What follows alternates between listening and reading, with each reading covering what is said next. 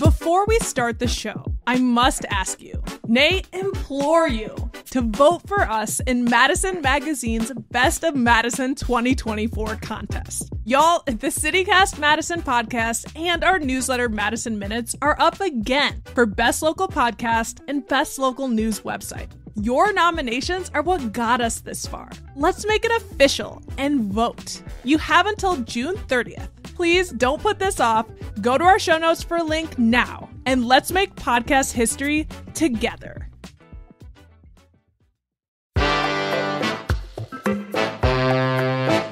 Today on City Cast Madison. It's the Friday News Roundup. This week, I'm joined by City Cast Madison's producer, Phil Surkis.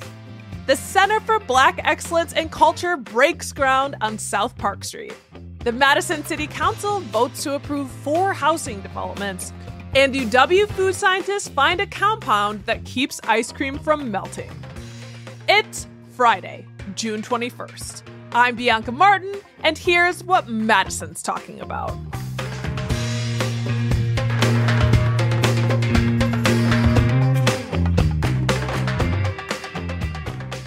Welcome to the Friday News Roundup. I hear the earth move under my feet. I mean, in every sense. Literally, movers, people looking for housing, and apartments moving around town, plus a historic groundbreaking. Man, we got a lot to talk about, and I'm so excited. Joining me today is our producer and audio guru, Phil Surkis. How are you? Audio guru? That's so nice. I think that sounds nice. I'm doing well. How are you doing, Bianca? I'm doing very well. I'm like everyone else trying to weather the weather. We'll talk about that later, but I'm also feeling holiday vibes. Are you feeling that too? I'm feeling holiday vibes. I'm feeling celebration vibes because of Juneteenth this week on Wednesday. Yes. We were lucky. Our work recognizes the federal holiday, our newest federal holiday, Juneteenth. And our city really, really did it up with Juneteenth because on Wednesday, we got to witness the much-anticipated Center for Black Excellence and Culture breaking ground, and with so much gusto. This is over on South Park Street. The event for the groundbreaking is estimated to have over like 500 people there.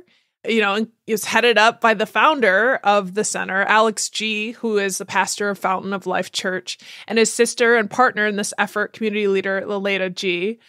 She's the founder of Black Women Heal. And, you know, they were just like all of our politicians. Senator Tammy Baldwin was there, Congressman Mark Pocan, you know, of course, Mayor Satya Rhodes Conway, and like dozens of other recognizable leaders. If I didn't mention you, I saw you there. It certainly looked like the place to be. And the center is going to be such an addition to Madison. It's really, really exciting. We just ran the story recently. We just ran the podcast, Bianca, where you talked with Alex G., which was about a year ago in anticipation of this. And I just can't believe we're here. And it's very heartening to see how much this is being appreciated and celebrated. Absolutely. If you haven't listened to that, we brought that conversation back. So it should be at the top of your feeds. Definitely go listen. But yeah, the center is going to be incredible. You know, as a reminder, if you haven't heard that conversation, there are plans for art galleries, a co-working center for Black innovation, a women's center, space specifically designated for seniors, youth meeting rooms, and spaces for live performances. That's all what's coming. You know, the groundbreaking is the start of construction. And it's in a really important part of Madison. The center is going to be a part of this growing renaissance on the South Side. And this is very intentional. Community leaders of color are saying development needs to serve and uplift the residents of color who live there now. And, you know, thinking of the creep of gentrification on the South Side, this is among the like targeted initiatives to have buildings and centers that serve communities of color on the South Side, including like the new buildings, the Black Business Hub on South Park, which is gorgeous, Madison College's Goodman South Campus, and Centro Hispano's new home. So, you know, this is among many exciting initiatives happening. I just want to share, you know, it was a hot day. So many people came out. I pulled this quote from Madison 365 from Reverend G. What he said to the crowd, quote, "This will be a place where dreams flourish, where the brilliance of Black culture will be showcased and honored, and a place where we will come together to learn and grow and uplift one another and experience joy and wellness together. It certainly seemed like an event full of smiles and joy, which is so appropriate because that is the center's dedication, is to Black joy and to Black expression. I read last week, and I can't remember which outlet, but Alex G talking about how it's going to be a place for storytelling. Yes. And I love that idea. I feel it's part of what we do here, like sometimes news, but like how we talk to each other is so important. And that's the news I like to hear. Yes. And so like to encourage that and foster storytelling in that space, it's a beautiful thing. It's how we preserve legacy. Right. And like how we craft narratives about who we are. It's like this is an opportunity for Black residents to take joy in writing our own narrative and saying who we are amongst ourselves. So it's going to be super exciting. The center is expected to open in 2025. And they have knocked it out of the park in terms of fundraising. But the fundraising campaign is still going on. The project needs $2.5 million to be a debt-free building. So, hey, if you know anyone, wink, wink, who wants to put their name and their resources towards this amazing effort, I'm sure they'd surely welcome that. I want to shout out reporter Nicholas Garton, by the way, at Cap Times. He did a fantastic article on the groundbreaking, and it's got great images from one of our favorite photographers, Ruthie Hauge, of the leaders, of our mayor and the social justice organization heads all holding the shovels. The shovels were like adorned with ribbons with African colors. It was just so heartening. Wakanda forever. And, I wanted to make sure I shared another story about that side of town. The new Black Business Hub is home to the new Madison West DMV. So more resources coming to the South Side. Heads up, the old Far West Side DMV has closed, and its new location is in service as of this Monday in the Black Business Hub on South Park Street. The Black Business Hub is run by Urban League of Greater Madison, and this is a more effort at accessibility where, folks can go and get their driver's license, register a car title. And that location is steps away from Madison Metro South transfer point and soon to be eventually on the north-south bus rapid transit route. So party on 10, Wakanda forever. I'm super stoked. Nothing bad about getting another DMV because, everyone's familiar with that line.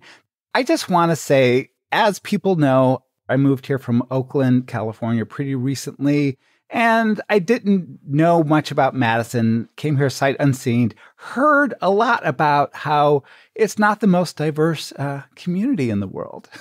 And that was a point of concern for me. So when I see stories like this, it really makes me happy. Yeah. It's so great to see a community coming together. I love it. And it depends on where you are and like connecting. That's one of the hopes of Madison, like City Cast Madison, is that we can connect one another and actually, so people can be connected to community.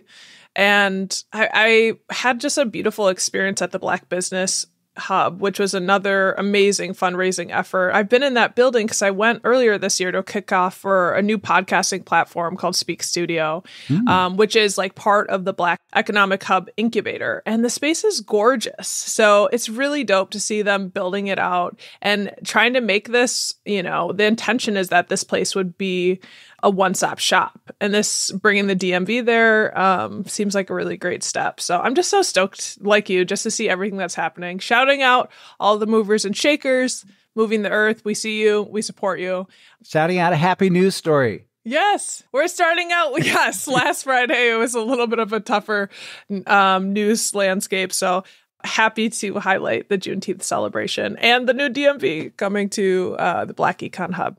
Before we dive into any more news, let's take a quick break.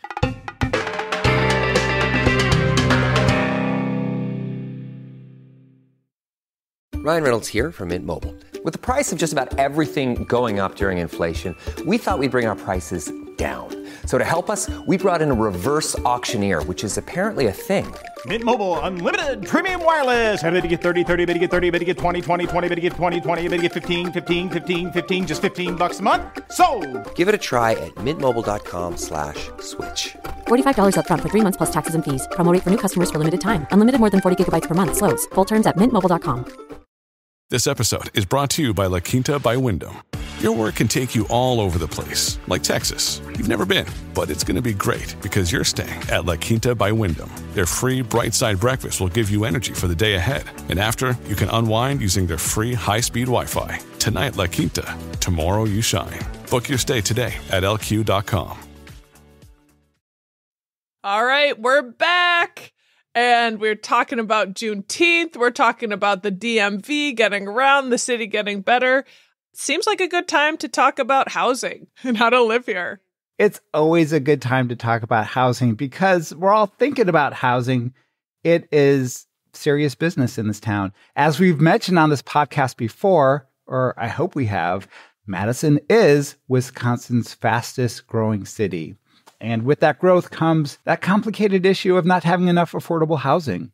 Combine that with rent prices that climb faster and higher than the national average, you have a serious housing crisis on your hands. Well, the Madison City Council was busy on Tuesday night and even into the wee hours of Wednesday morning as they discussed the complicated issue of housing. It was a nearly 8-hour meeting they had that yielded... Oh my God. I know. Thank you guys for doing that. Thank you. That's a full business day. And then some. That meeting yielded the approval of 4 major housing projects. It also yielded a bit of heated discussion because there's much disagreement on the issue of housing. So let's talk about each of these 4 projects just a little bit. First, I want to bring up a now approved development that's on Old Sauk Road. The council approved a 138-unit apartment building. However, more than a dozen people were at that meeting and they spoke against this 3-story building that is being developed by Stonehouse Development and New Madison Development. The Wisconsin State Journal reported that the residents indicated this project would be out of scale with the other residences in the neighborhood and cause more congestion on the roads and sidewalks. And the Journal also quoted a resident, Ann McGuidwin, and said, "Our opposition to this project is not a generic complaint against development. This is a targeted fight against this particular plan on this particular site." City Council did acknowledge that there were many residents' concerns about the building size and its potential impact on traffic, but the consensus among the council is that this project met the city's criteria, and the final tally was 15 votes in favor and 4 votes opposed. So that cleared the way for the proposal. That was just part of this meeting. They also addressed another development on this lot owned by Essen House, German restaurant. This is at 514 East Wilson Street. The approved development is for an 8-story, 178-unit apartment building and a 6-story, 100-room hotel on the lot that's currently there right by Essen House. This is one of the first places I noticed when I moved to town. Right. It's very iconic, that corner. This approval was unanimous by the city council. The letter of intent indicated that they're going to build a pedestrian-friendly walkway with low speed limits and reduce traffic. And they intend to preserve the historic Hotel Ruby Marie and maintain the area's historic value. That's fascinating. It is. Again, this is one of the first things I saw when I came into town, and it's part of the beautiful downtown area. I know you've actually talked about that recently in a Must See Madison intersection. There's a lot of tendrils, and there's a lot of biking going on in that area. You know, the Essen House, have you seen it? It's got very German look to the outside. It's a beer house sort of restaurant. Yeah, no, you're right. I did mention it. I feel like that intersection with Sardine and the bike shop and Willie Street and John Nolan Drive, it's iconic. It's the quintessential Madison. I don't know if there's any other intersection like it, but I kind of like it. I kind of love it. There's a lot going on there. It makes me feel like I'm in a place. Yes, agreed. And it does have that historic value. So that's exciting. Another development that had a unanimous decision was for a rezoning proposal for a 22-unit tiny house village, which would prioritize housing homeless individuals. Now, this would be the 3rd tiny house village project that the nonprofit group Occupy Madison has constructed. The Isthmus reported that some residents in the area voiced concern that there would be issues from drug use by residents of the village. But the Isthmus also reported a response from Alder Martinez Rutherford, who said, "If that ever happened to me, or if it happened to you, I would pray to every God that I could think of that people wouldn't treat you like the emails we've received. When people are housed, they have a higher chance of being in the community. When people are housed, it gives them a chance to seek gainful employment." And I say, hear, hear, Alder Martinez Rutherford. Hear, hear. The last project I'm going to mention, the fourth one to be approved, is an 1,100-unit mixed-income residential development for an area near Voigt Farm, a 67-acre Upper East Side property located at 3450 Milwaukee Street. This decision was not unanimous, as Alders Isidore Knox and Amani Latimer Burris voted against the rezoning of that lot. Currently, this area is farmland that's mostly undeveloped, and the project proposal indicates that up to 20% of these 1,100 units will potentially be affordable. Potentially is an interesting word. Yeah, and that area is over, like, for people who kind of know. But, like, if you're on the way to Woodman's, like, I've actually thought, I've had a couple of conversations with people. I'm like, I wonder what they're going to do with that land. It's this like, farm area on the way to Woodman's East. And the Amco, there's, like, a little intersection there. It's an area, like, if I'm driving down Milwaukee, I'm like, did I leave Madison? What happened? I'm in farmland. Yes. And then what happened? Oh, here's Woodman's. Oh, I'm back in Madison again. That spot. Yes. It's pretty over there. It's very pretty. So one can hope that these developers are sensitive and knowledgeable about the needs of a community. We can only hope. We hope that they're learning from other similarly sized cities who have been growing like Madison has. So we know that's not always the case, but we can hope. It was a busy night, to say the least, for Madison City Council.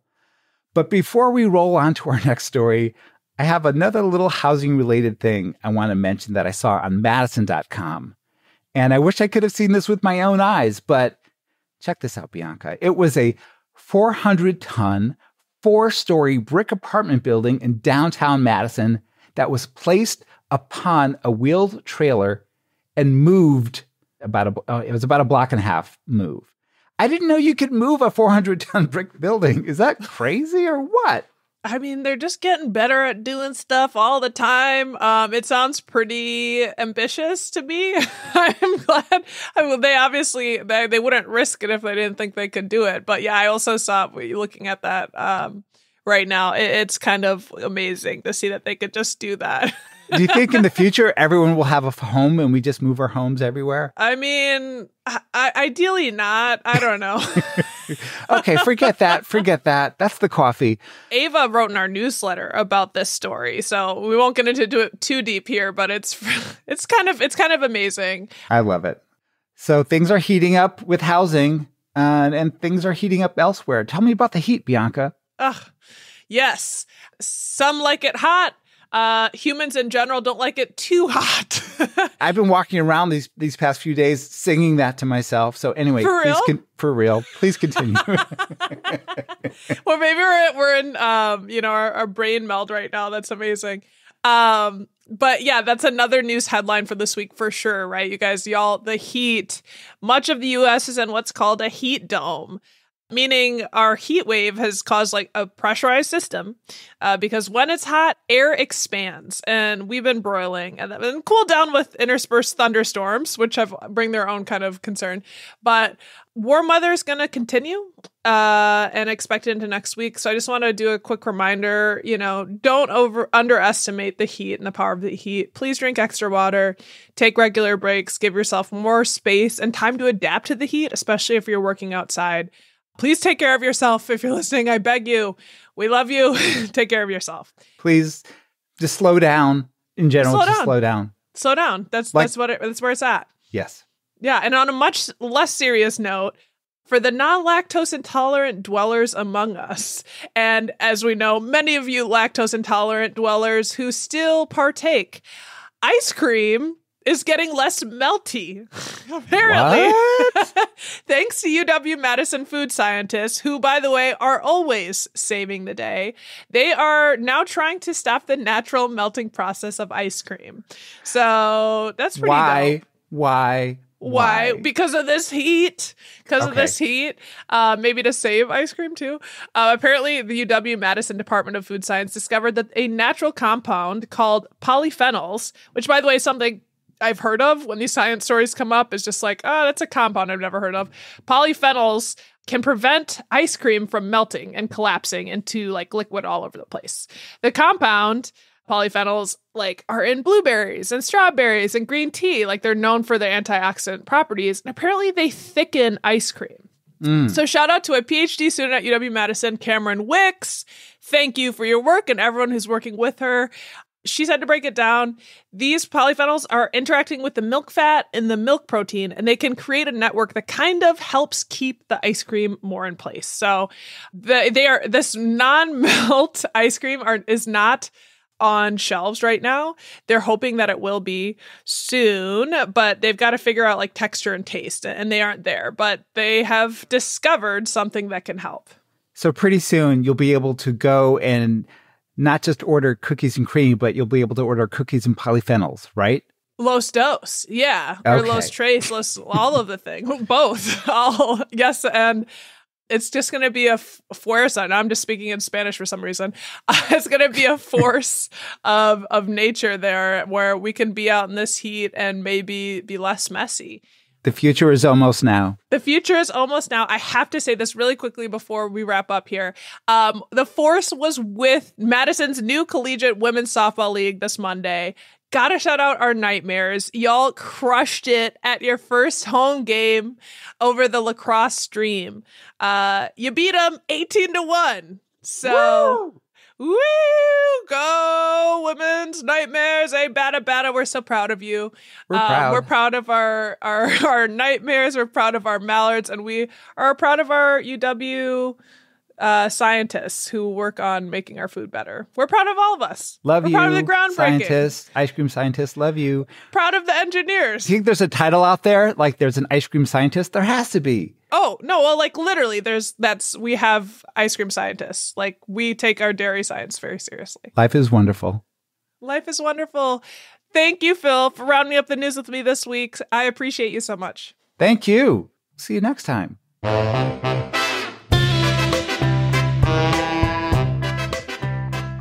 That's all for today here on City Cast Madison. I'm Bianca Martin, your host. We're produced by Phil Surkis, Joyce Tang, Elizabeth Kama, and Dylan Brogan. Haley Sperling is our executive producer. Our theme music is by Carl Christensen. Ava Wynowski is our interim newsletter editor. You can get more news delivered right to your inbox by subscribing to Madison Minutes. And if you enjoyed today's show, why not share this podcast with UW-Madison PhD student Cameron Wicks? Salute to you for doing the good scientific work. See you back here Monday morning with more news from around the city. Until then, stay dry.